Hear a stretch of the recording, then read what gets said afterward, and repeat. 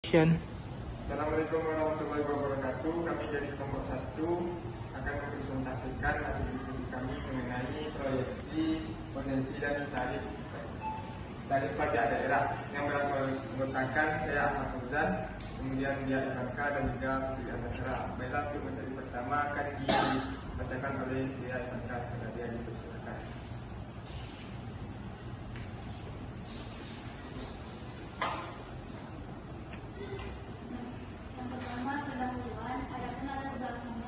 Pentingnya pajak daerah sebagai sumber pendapatan utama daerah. Yang kedua, kebutuhan akan proyeksi yang akurat untuk perencanaan anggaran dan pembangunan. Yang ketiga, peran tarif pajak dalam mengoptimalkan potensi pendapatan. Adapun tujuan dari presentasi, yang pertama memahami konsep potensi pajak daerah. Yang kedua, menganalisis faktor-faktor yang mempengaruhi potensi pajak. Yang ketiga, mempelajari metode proyeksi potensi pajak daerah. Yang keempat, menganalisis pengaruh tarif pajak terhadap pendapatan daerah. Dan yang kelima, memberikan rekomendasi terkait optimalisasi tarif pajak. Ruang lingkupnya terdiri dari yang pertama, jenis pajak daerah yang relevan.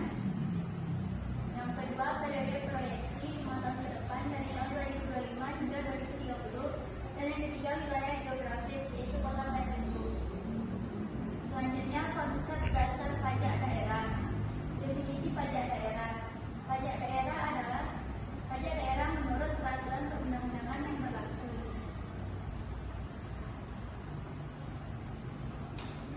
Fungsi pajak daerah. Yang pertama, sumber pendapatan daerah. Yang kedua, alat kebijakan. Yang ketiga, redistribusi pendapatan. Jenis-jenis pajak daerah. Yang pertama, pajak bumi dan bangunan pedesaan dan perkotaan. Yang kedua, pajak kendaraan bermotor atau PKB. Yang ketiga, bea balik nama kendaraan bermotor atau BPNKB. Dan yang keempat, pajak hotel dan pajak restoran.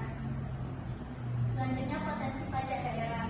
Definisinya, potensi pajak daerah yaitu kapasitas maksimal suatu daerah untuk menghasilkan pendapatan dari pajak daerah jika dikelola secara efektif. Faktor-faktor yang pertama, ekonomi, demografi, geografis, dan SDA, kebijakan dan regulasi, serta administrasi perpajakan. Sekian, saya kembalikan ke moderator. Action. Terima kasih kepada dia. Materi selanjutnya akan dibacakan oleh kepada Putri di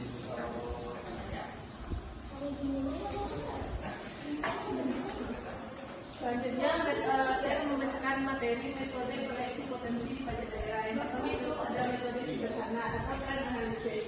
Yang pertama itu ada ekstrapolasi dan historis. Yang kedua, kelebihan dan kekurangannya. Contohnya itu proyeksi TBBP 2 berdasarkan data tahun 2015 sampai 2024. Yang kedua itu ada metode regresi, hubungan statistik dengan faktor-faktor ekonomi.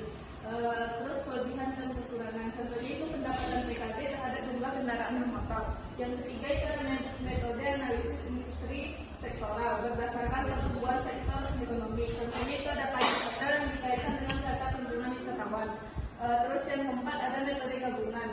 Kombinasi beberapa metode untuk akurasi lebih tinggi. Contohnya itu kombinasi regresi dan sektor pariwisata. Selanjutnya itu ada tarif pajak daerah. Yang pertama itu ada definisinya, yaitu besaran presentasi atau nilai nominal dasar perhitungan pajak. Yang kedua itu ada jenis-jenisnya. Yang pertama jenisnya itu ada progresif, regresif, tetap, dan proporsional. Selanjutnya ada faktor penetapan, potensi ekonomi, daya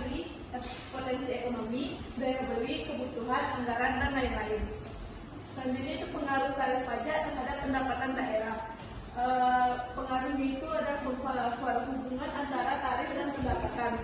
Konsepnya itu tarif optimal. Yang kedua itu simulasi perubahan tarif, dampaknya terhadap proyeksi dan kepatuhan wajib pajak. Sekian dari saya kembalikan kepada masyarakat.